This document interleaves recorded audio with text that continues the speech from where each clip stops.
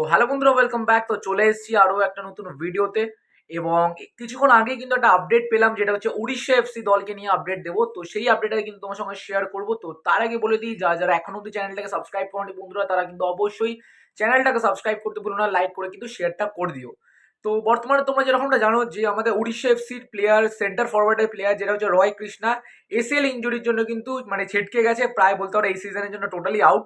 আর মানে যথেষ্ট বয়স হয়েছে প্লেয়ারটির, রয় কৃষ্ণা, এবং জানা যাচ্ছে বা শোনা যাচ্ছে যে হয়তো আমরা রয় কৃষ্ণাকে আর হয়তো আইএসএল এ ব্যাক করতে নাও দেখতে পারি, কেন কিনা তার বয়স হয়েছে, তার মধ্যে কিন্তু এসিএল ইঞ্জুরি, মানে বুঝতেই পারছো এই সিজনের জন্য কিন্তু টোটালি পুরোপুরি আউট।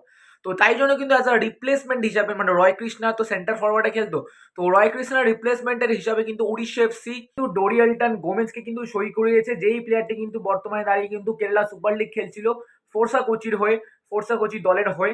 এবং এছাড়াও কিন্তু বসুন্ধরা কিংসের হয়েও কিন্তু এই প্লেয়ারটি কিন্তু মানে টিমে ছিল এক সময়। তো সত্যি বলতে এই সেন্টার ফরওয়ার্ড রাইট নাও যা মার্কেটের সিচুয়েশন, বা উড়িষ্যা এফসির কাছে কোনো অপশন নেই। তো তাই জন্য কিন্তু এর থেকে ভালো হয়তো স্ট্রাইকার হয়তো উড়িষ্যা এফসি পেলেও পেতে পারতো। বাট আপাতত আইএসএল এ চলার মতন একটা স্ট্রাইকার কিন্তু পেয়ে গেছে বলতে পারো। জাস্ট পেপার ওয়ার্ক কিন্তু পুরোপুরি ডান হয়ে গেছে, যেরকমটা আপডেট আছে যে পুরোপুরি সবকিছু সই সাবুত হয়ে গেছে, জাস্ট মেডিকেলটা বাকি। আর খুব শীঘ্রই কিন্তু ভুবনেশ্বরে কিন্তু প্র্যাকটিসে জয়েন করবে, মানে ট্রেনিং ক্যাম্পে জয়েন করবে এই ডোরিয়ালটন গোমেজ। তো ওই ডোরিয়ালটন গোমেজ কিন্তু অনেকটাই সাকসেসফুল, মানে যতটা বাংলাদেশ মানে বসুন্ধরা কিংসের সঙ্গে যখন খেলেছিল তখন সেই সময় কিন্তু অনেকটা সাকসেসফুল, অনেক গোল পেয়েছে, এবং ফোর্সা কোচি হয়ে কিন্তু অনেক কটা গোল করেছে।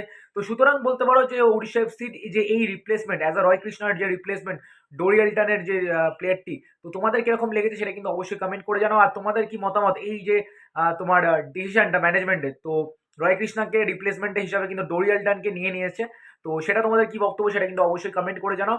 তো এই ছিল আজকের আপডেট, আশা করছি তোমাদের আপডেটটা ভালো লেগেছে। তো এই আপডেটটা কিন্তু একটু আগে জানলাম, তাই জন্য তোমার সঙ্গে শেয়ার করলাম। তো চলো বন্ধুরা, টাটা, দেখা হচ্ছে অন্য একটা ভিডিওতে।